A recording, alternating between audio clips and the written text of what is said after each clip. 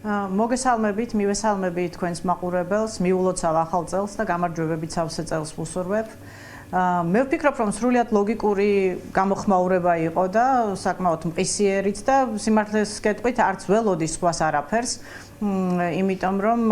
როგორც ჩანს ეს გადაწყვეტილება იქნა მიღებული თავდაპირველად იმისთვის, რომ ქართულ ხალხს დახმარებოდნენ, ჩამოსულიყვნენ და შესაძლოა ადგილზე ენახათ ვითარება, მაგრამ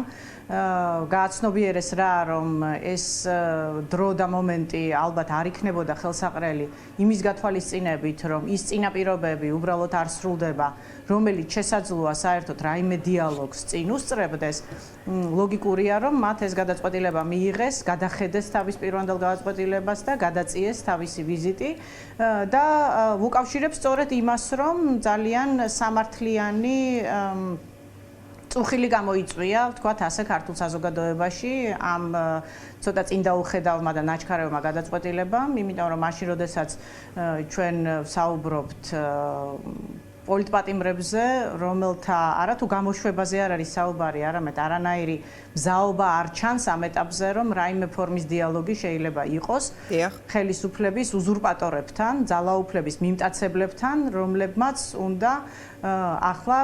თავად მიიღონ გადაწყვეტილება იმის თაობაზე, რომ უკანონო პატიმრები გაათავისუფლონ, თუ უნდათ რომ საერთოდ საუბრის რაიმე წინაპირობა არსებობდეს, არა მხოლოდ ქვეყნის შიგნით, არამედ ქვეყნის გარეთაც და მე ვფიქრობ, რომ ეს იყო ძალიან მკაფიო გზავნილი, რომელიც ქართულმა პოლიტიკურმა სპექტრმა, არასამთავრობო საზოგადოებამ და რაც თავარია იმ ადამიანებმა მიაწვდინეს ჩვენს ევროპელ პარტნიორებს, რომლებიც დაუღალავად ქუჩაში დგანან უკვე 40 დღეა, განურჩევლად ამინდისა, განურჩევლად დღესასწაულებისა, განურჩევლად მათზე განხორციელებული ზეწოლისა. ეს არის პროტესტის ძალიან ძლიერი და აბსოლუტურად უპრეცედენტო ვითარება, რაც შეუძლებელი იქნებოდა, რომ ევროპის დედაქალაქებში ზუსტად ასე არ მისულიყო და შეუძლებელია, რომ სწორედ EUTHOS საპარლამენტო ასამბლეა არ ემორჩილებოდეს სახალხო დემოკრატიის ასეთ ღია გამოხატულებას. კი ბატონო. და ასევე მინდა გკითხოთ ქალბატონ ნინო, შეერთებულ შტატებთან დაკავშირებით, რას უნდა ველოდოთ ჩვენ უახლოეს მომავალში ამერიკის მხრიდან, ჩვენ ნახეთ, რომ ბიძინა ივანიშვილი უკვე დასანქცირებულია, სავარაუდოდ უფრო მკაცრი ზომებიც იქნება მიღებული ქართული ოცნების მაღალჩინოსნებთან დაკავშირებით. აი, თქვენი მოლოდინები როგორია, განსაკუთრებით იმ ფონზე, როდესაც ქართულ ოცნება მაინც რაღაცა იმედს იტოვებს, რომ აი 20 იანვრის შემდეგ ტრამპის ადმინისტრაცია რომ სრულად ჩამოყალიბდება ურთიერთობების გადატვირთვა მოხდებაო. ჩემი მოლოდინები არ შეცვლილა ამასთან დაკავშირებით, განსხვავებით ქართული ოცნების წარმომადგენლებისგან, რომლებიც სრულ იმედებს ამყარებდნენ ტრამპის გამარჯვებაზე და ტრამპის ადმინისტრაციის განსხვავებულ პოლიტიკას მათ რეჟიმთან მიმართებით. ეს მანამდეც საკმაოდ მკაფიოდ ჩანდა, რომ საგარეო პოლიტიკის ორპარტიული გადაწყვეტილებები ასე მარტივად გადახედვას არ ექვემდებარება ისეთ დემოკრატიულ სახელმწიფოში, როგორც ამერიკის შეერთებული შტატებია, სადაც დემოკრატიული ინსტიტუტები მართავენ სახელმწიფოს და იღებენ გადაწყვეტილებას და არა ცალკეული მოთამაშეები. და ასევე ჩანდა, რომ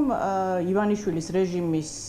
წარმომადგენლებთან მიმართებით სანქციებზე საუბარი სწორედ პირველ რიგში ინიცირებული იყო იმ ადამიანების მხრიდან, რომლებიც უშუალოდ ტრამპის ადმინისტრაციის უახლოეს წრეში ტრიალებენ. ამიტომ გაუგებარი იყო, რას ეფუძნებოდა ეს მოლოდინები, მაგრამ აშკარაა, რომ თავად ქართულ ოცნებასაც იმედები გაუცრუვდა და მათ რიტორიკაშიც უკვე შეიგრძნობა ის, რომ მათ აღარ აქვთ რაღაც თარიღები დათქმული, რომელსაც მოეჭიდებიან და რომლითაც ისინი თავიანთ გარემოცვას გაამხნევებენ, რომ ახლა აი ტრამპის ინაუგურაციის შემდეგ გადაწყვეტილებები განსხვავებული იქნება. პირიქით, აშკარაა, რომ ეს გადაწყვეტილებები კიდევ უფრო გამკაცრდება და გამკაცრდება ორი ძირითადი ფაქტორის გამო. პირველი, იმიტომ რომ რეჟიმი არის იძულებით ხელისუფლებაში, რომელიც უგულვებელყოფს ხალხის დემოკრატიულ გადაწყვეტილებას, უგულვებელყოფს იმ ხალხის მოსაზრებას, რომელიც ქუჩაში დგას, უფრო მეტიც ძალადობს მათზე.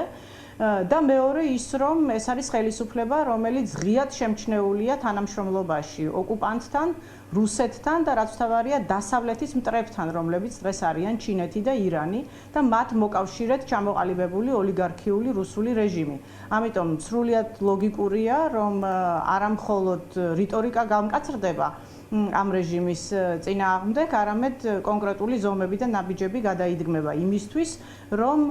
საქართველოში, რომელიც ტრადიციული მოკავშირეა ამერიკის შეერთებული შტატების, ვერ მოხდეს ვერც დემოკრატიის უგულვებელყოფა და მით უმეტეს ვერ მოხდეს ავტორიტარული რეჟიმების კონსოლიდაცია. კი ბატონო და ასე მინდა გკითხოთ ქალბატონ ნინო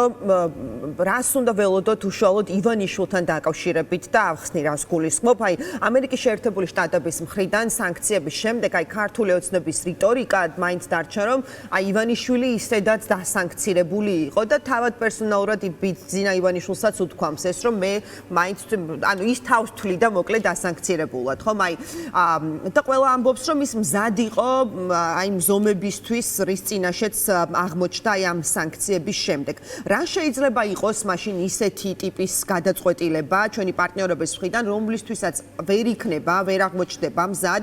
ბიძინა ივანიშვილი და იქნება მისთვის ძალიან მტკივნეული. ანუ ისე შეეხება, რომ ივანიშვილი იძულებული გახდეს უკან დაიხიოს. აი, რა შეიძლება აღმოჩნდეს ესეთი? პირველ რიგში უნდა ითქვას, რომ სიმართლეს არ შეესაბამება ის, რომ მათ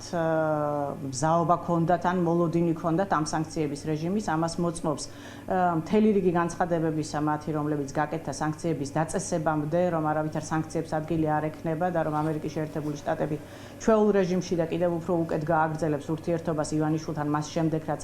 საარჩევნო პერიოდი გადაივლის და ახალი წლიდან ურთიერთობების ახალი ტალღა დაიწყება. ამას მოწმობს ისიც, რომ ისინი სასოწარკვეთილი ეხმიანებიან თბილისიდან და ესაუბრებიან იმაზე, რომ ისინი მზად არიან ამერიკის შეერთებულ შტატებთან გადატვირთონ ურთიერთობები. ეს მოწმობს იმას, რომ მათ სხვა მოლოდინები ჰქონდათ და ეს იმედები გაუცრუვდათ, იმიტომ რომ უბრალოდ არასწორი შეფასებები გააკეთეს და მცდარი მოლოდინები ჰქონდათ, რომ მოსკოვიდან მათ შესაბამისი დახმარება ექნებოდათ ამერიკის შეერთებულ შტატებში და ეყოლებოდათ საკმარისი ლობისტები, რომლებმაც უბრალოდ ვერ შეასრულეს ეს ამოცანა გასაგები მიზეზების გამო. რაც შეეხება ივანიშვილს, არც ის არ თვლიდა თავს დასანქცირებულად, ეს იყო პროპაგანდისტული გზავნილები საკუთარი ამომრჩევლის მისამართით, მან ძალიან კარგად იცოდა, რომ მის წინააღმდეგ არავითარ სანქციებს ადგილი არ ჰქონდა სახელმწიფო დონეზე, ის გულისხმობდა კერძო დავას, სადაც მისთვის შესაძლოა ნებისმიერი კაპიკი იმავე დატვირთვის არის, იმავე დატვირთვის არის, იქნება ეს კერძო კომპანია მოდავე თუ იქნება ეს რომელიმე სხვა სახელმწიფო, მაგრამ ფაქტია, რომ აქ სახელმწიფო გადაწყვეტილებასთან საქმე საერთოდ არ გვქონდა. ახლა კი გვაქვს და ეს არის სრულიად განსხვავებული ეტაპი და ახლა გვაქვს სანქციების პირველი ნაბიჯი, რომელიც მან მიიღო, ანუ პირველი გზავნილი, რაც ძალიან მკაფიოდ გულისხმობს იმას, რომ ამას მოყვება გაგრძელება, თუ ის არ შეცვლის თავის უკანონო გადაწყვეტილებებს, თუ ის არ შეცვლის თავის კურსს, არა ევროატლანტიკურ კურსს საქართველოსი, არა დემოკრატიის წინააღმდეგ მიმართულ ნაბიჯებს, არამედ თუ ის არ შეწყვეტს ძალაუფლების უზურპაციას ხელოვნური გზით და იძულების გზით და ძალადობის გზით. ეს არის ძალიან მკაფიო გზავნილი და მოლოდინებზე, როდესაც ვსაუბრობთ, ამასობაში მე ვფიქრობ, რომ თავადაც ძალიან კარგად ელიან, რომ სანქციების ეს ფორმა არ შენარჩუნდება და გაძლიერდება, მათ შორის გაძლიერდება გარემოცვაზე გამრცობით და მათ შორის მათ ოჯახის წევრებზეც და ეს არის ეს ითქვა ძალიან მკაფიოდ, რომ თუ ეს პოლიტიკა გაგრძელდება და კიდევ ერთხელ ამბობ, ამ პოლიტიკაში აღარ იგულისხმება საქართველოს დემოკრატიული გზიდან გადახვევა ან ევროატლანტიკური სტრუქტურებიდან ჩამოშორება, აქ ძალიან მკაფიოდ იგულისხმება ის, რომ ივანიშვილი ძალადობს საქართველოს მოსახლეობაზე, ამერიკის შეერთებული შტატების და დასავლეთის მოკავშირეზე და რომ მას ამის უფლებას არ მიცემენ საქართველოს და ქართველი ხალხის მოკავშირეები. კი ბატონო და ქვეყანაზე როგორ აისახება ქალბატონ ნინო, ანუ როდესაც ქვეყანას მართავს დასანქცირებული ხელისუფალი ფაქტობრივად, რას ნიშნავს ეს, ანუ რა შედეგებამდე შეიძლება მივიდეთ? ქვეყანაზე თუდად აისახება არა სანქცირების რეჟიმი და არა ის, რომ მას ყავს წარმომადგენლები, რომლებიც სანქციებს ექვემდებარებიან, არამედ ის, რომ სახელმწიფო ძალაუფლება მიტაცებული აქვს პირებს, რომლებიც საქართველოში დემოკრატიას ანგრევენ, რომლებიც საქართველოს ეკონომიკურ განვითარებას, სტაბილურ დემოკრატიულ განვითარებას შეგნებულად და მიზანმიმართულად უშლიან ხელს იმისთვის, რომ მათ